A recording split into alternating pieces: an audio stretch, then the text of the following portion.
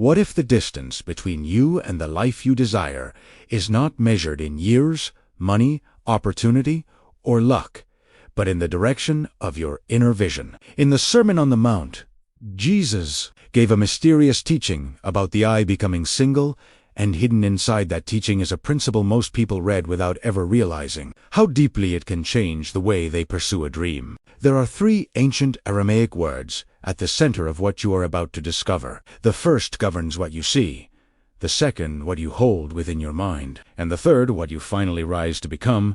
But I will not give you all 3 meanings yet, because understanding them in the right order is the key. Whether you are trying to rebuild something that has been lost, improve a life that is already blessed, or reach a dream that still seems impossibly far away, stay with me, because before this teaching ends, you will understand these 3 words, how they connect to the teaching of Jesus, and how to bring them together in a simple daily prayer and transformation protocol for a more focused life. For centuries, the teachings surrounding Jesus traveled through layers of transmission, translation, theological selection, and interpretation. Then, in 1945, near Nag Hammadi, in Egypt, a collection of ancient texts was discovered buried in jars, including writings associated with early Christian and Gnostic communities that were never included in the canonical Bible.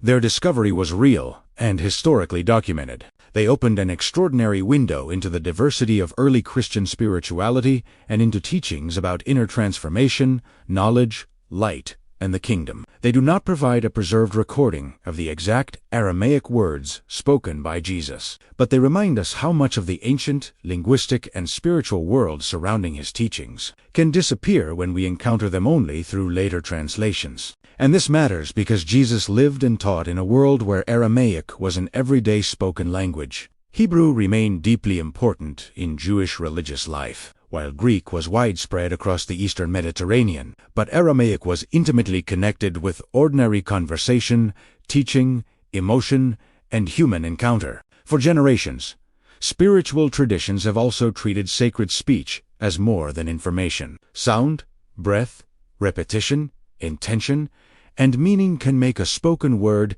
into an embodied practice. We should not confuse that spiritual understanding with a scientific claim that Aramaic sounds literally alter DNA.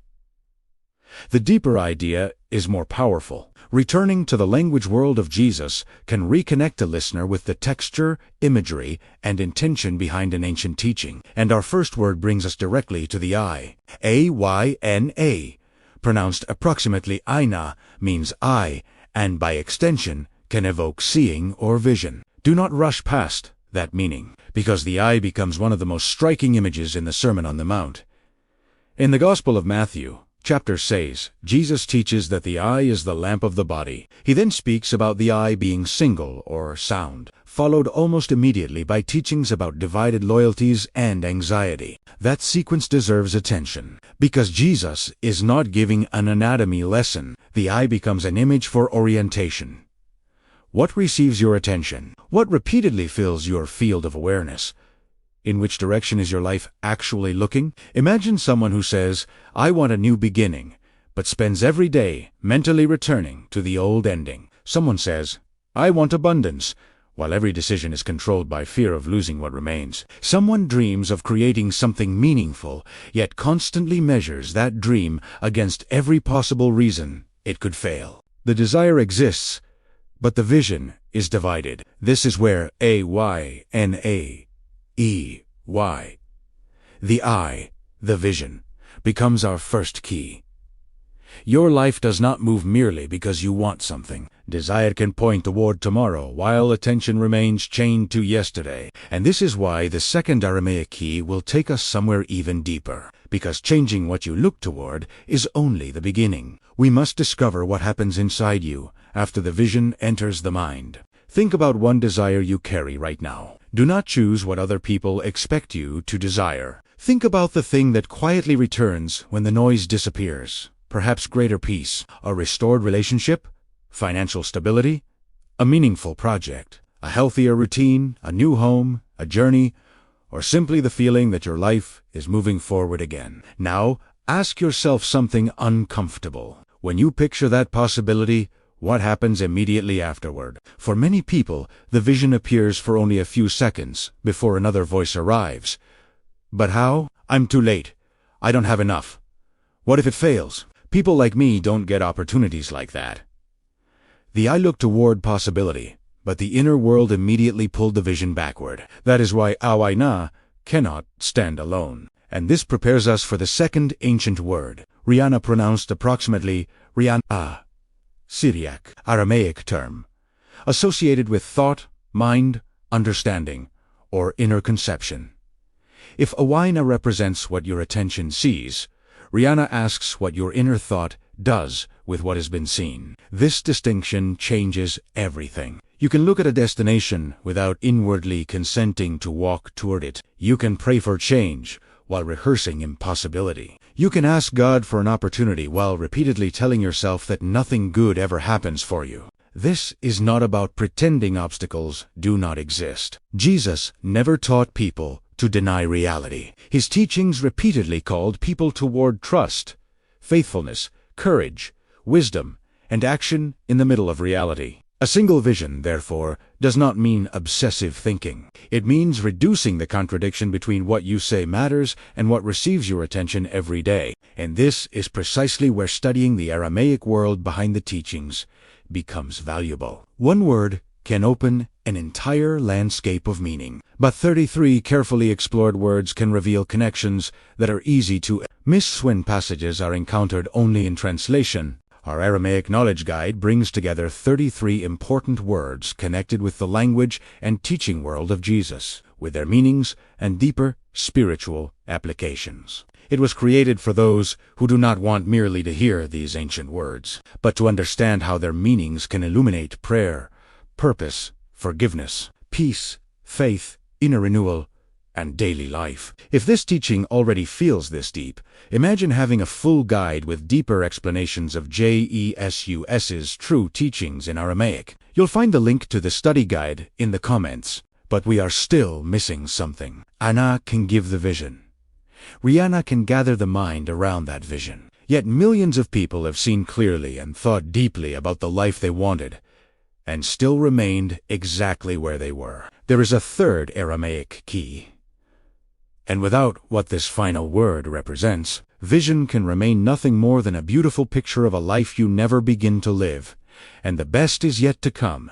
In the next chapters, you'll discover what could change everything for you. We have Ayna, Ina, the eye, the vision. We have Reyana, the mind, thought, or inner conception. But there is still a missing movement, because seeing your destination and thinking about it will never be enough if you remain standing in the same place. The third key is Kyama, pronounced Kyama, a word connected with rising, standing, being established, and taking one's place. This is where the teaching becomes practical. Kyama represents the moment when an inner vision begins to demand an outward response. Think of the difference. Ayna says, "See where you are going?" Reyana says, "Bring your inner thought into agreement with that direction." Then Kyama says, "Rise." This does not mean forcing God to give you whatever you imagine. It means refusing to spend your life asking for a new direction while continually choosing the habits that belong to the old one. Perhaps your dream is financial stability. Then your first act of Kyama may be learning, planning, saving, creating, or finally beginning the work you have postponed. Perhaps you desire restoration in a relationship. Your first movement may be an honest conversation, forgiveness, or a boundary that should have been established long ago. And perhaps your dream seems enormous. Do not ask what action would complete the entire dream today. Ask what action proves that you have finally begun walking toward it. This is where the three keys become one movement. Ayna directs the vision. Reyana gathers the inner life. Kyama gives the vision feet. And now we are ready for the deeper revelation. Because the greatest enemy of a dream may not always be lack of opportunity. Sometimes it is the invisible division that makes you move towards something today and away from it tomorrow. A divided life can be surprisingly difficult to recognize. You can genuinely want something and still feed the very patterns that keep it distant. You can pray for peace while repeatedly returning your attention to what produces fear. You can desire a new chapter while continuing to define yourself by the previous one. This is why the image of the single eye is so powerful. A single vision does not mean that you think about one desire every second of the day. It means that the important parts of your life gradually stop contradicting one another. What you see, what you cultivate inwardly, and what you repeatedly do begin moving in the same direction. Consider sunlight passing through a magnifying lens. Scattered light illuminates, concentrated light becomes dramatically more intense. Your attention works differently from physical light, but the metaphor reveals something valuable. Concentration changes what can be accomplished with the resources already available. This is the deeper relationship between our three words. Ayna asks, "What deserves my attention?" Reyana asks, "What thoughts am I?" Repeatedly strengthening. Kyama asks, "What am I willing to stand up and do?" Now imagine bringing those questions before God every morning. Instead of praying only, "Give me what I desire," the prayer becomes deeper. "Show me what deserves my vision. Give me wisdom to order my thoughts. Give me courage to rise and take the next faithful step." That changes desire from passive waiting into spiritual direction. And notice what happens. You are no longer trying to control tomorrow. You are becoming responsible for what you can faithfully do today. This is where an apparently distant dream becomes less intimidating. You do not need to see every step. You need enough light for the next one. Right now, you might be asking yourself, "Why am I only discovering this truth now?" Don't worry. We thought about that. We're here to help you go deeper with a guide made for this journey. The link is in the comments. Because next, we are going to bring Ayna, Reyana, and Kyama together and discover what happens when vision, inner direction, and action stop competing and begin moving as one. Now the three keys can finally become one path. Ayna gives direction to the eye. Reyana gathers the inner thought around that direction. Kyama turns what has been seen and cultivated into movement. But there is one final distinction that protects this teaching from becoming nothing more than wishful thinking. Transformation is not about commanding reality to obey every desire. It is about becoming less divided in the presence of God. There are desires that change as we mature. There are doors that remain closed. There are dreams that take longer than expected. And sometimes, what we eventually receive looks different from what we originally imagined. A focused spiritual life does not guarantee control over every outcome. It changes how faithfully we walk toward what matters. This is why your distant dream does not need to dominate your entire life. It needs a direction and a faithful next step. When our vision becomes clear, ask yourself what you truly want to build, restore, improve, or experience. Then allow Reyana, thought or inner conception, to expose the contradictions. What thought repeatedly tells you to abandon what matters. Finally comes Kyama, rising, standing, becoming established. Do something today that belongs to the future you are asking God to help you build. One phone call, one page written, one unnecessary expense avoided, 1 hour of learning, one conversation begun, one decision finally made.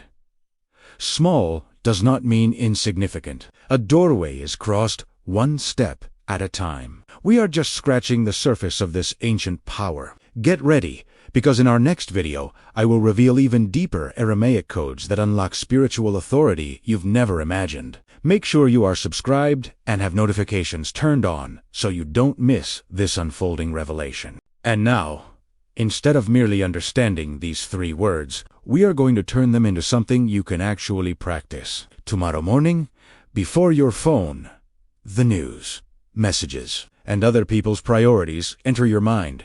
Give yourself a few quiet minutes. This will become your daily 3-key practice. You do not need a complicated ritual. You need attention, prayer, and one concrete movement. Begin with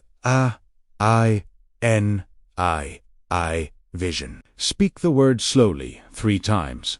Ayna, A. Then close your eyes and bring one meaningful direction before God. Not 10 wishes. Not everything you want to change. Choose one vision that deserves faithful attention during this season of your life. Then spake Reyana, thought, mind, inner conception. Ask quietly. God, show me which thoughts strengthen this direction and which thoughts continually divide me. Do not fight every fearful thought. Recognize it, test it, and return your attention to what is true, wise, and constructive. Speak Kyama, rise, stand, become established. Say it 3 times. Kyama, Kyama. Kyama. As you say the final word, physically stand, if you are able. Let that movement remind you that prayer and faithful action do not have to be separated. Now ask one question. What is the smallest meaningful action I can take today?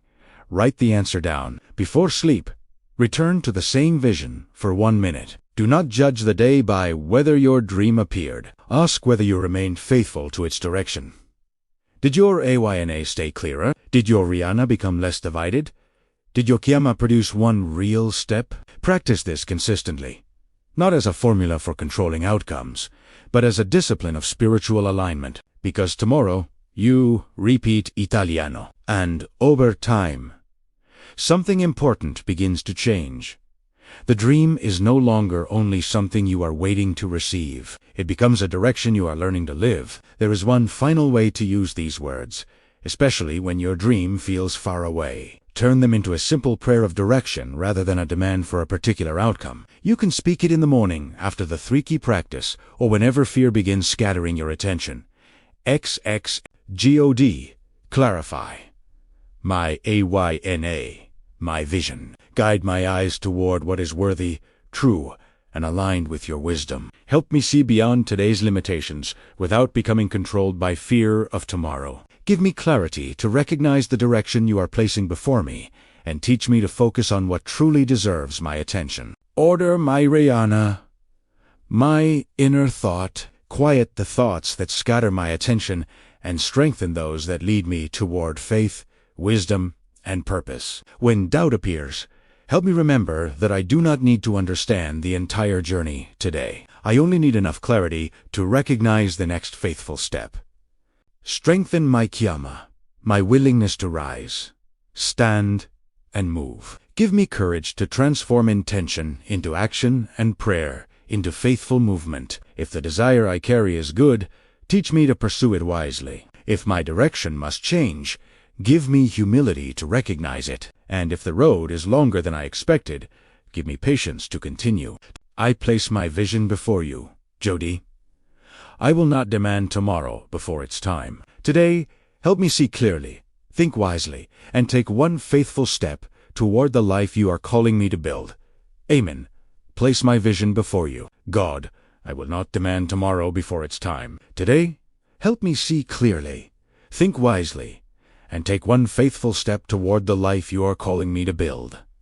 Amen. Just a quick reminder, the transformation guides for a fuller life are waiting for you, right there in the comments. Before you leave, if this message touched your heart or awakened a new vision for your life, write the word vision in the comments below. Let it be your declaration that from today forward, you will see with greater clarity, align your thoughts, and take one faithful step toward the life you are called to build.